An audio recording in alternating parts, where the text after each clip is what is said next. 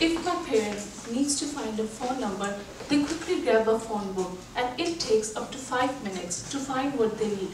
In 10 seconds, I have the number using my phone. If my grandpa wants to get some fresh news, well, I have to buy him a newspaper at the gas station when we are getting gas. And that's the only reason how I know how the newspaper even looks like. Because if I need to get some news, I get up and check my Facebook, my email, or my favorite news sites. And I can do it wherever I want. And I can do it on my tablet without even getting out of my bed. Analyzing all of these things make me realize that when people say generation gap, it's a difference between us and the older people. As dictionary puts it, it's a difference of attitude between us and the older generation, as leading to a lack of understanding. I can certainly relate this. Let's review some example.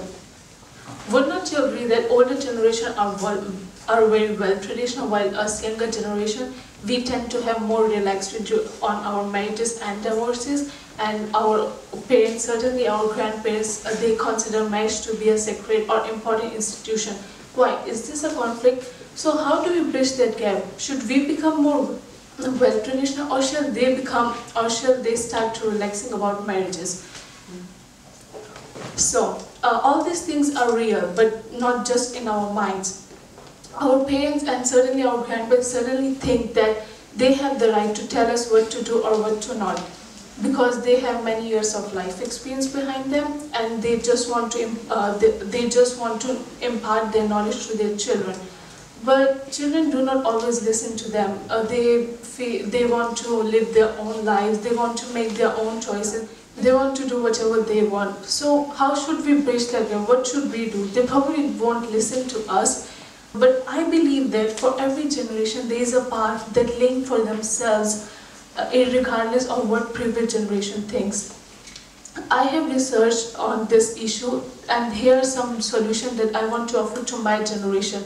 First, we teenagers belonging to Generation Z, those who born early in 2000s, we need to accept the fact that we have less experience. Now we have more experience using our gadgets, but gadget can only help us to make us smarter, but it cannot help us to make us wiser.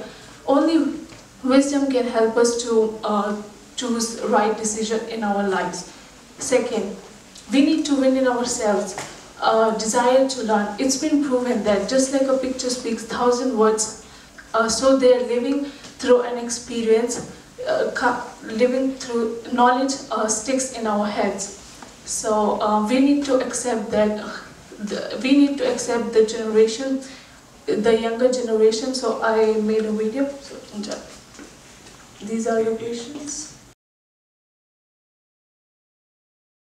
I admire that they are more flexible, more open for new ideas, and willing to change and accept new ideas. I admire that how simple they live their lives without using the technologies these days, and how they work hard and cope up with everything.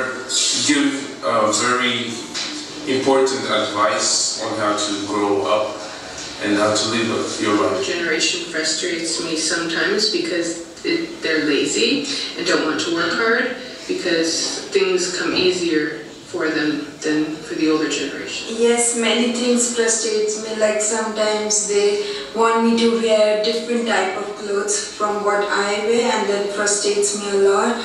And sometimes they don't agree with my decisions, and they feel like that I'm not old enough to make my own decisions in my life. I enjoy their excitement and enthusiasm.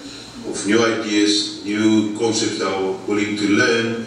They are willing to do things in a different way, and to do things differently. That is encouraging. So let's start early to bridge the gap between us and our parents and teachers. Let's be the one to make sure we hear them, to use their experiences to benefit us and world at large. Thank you.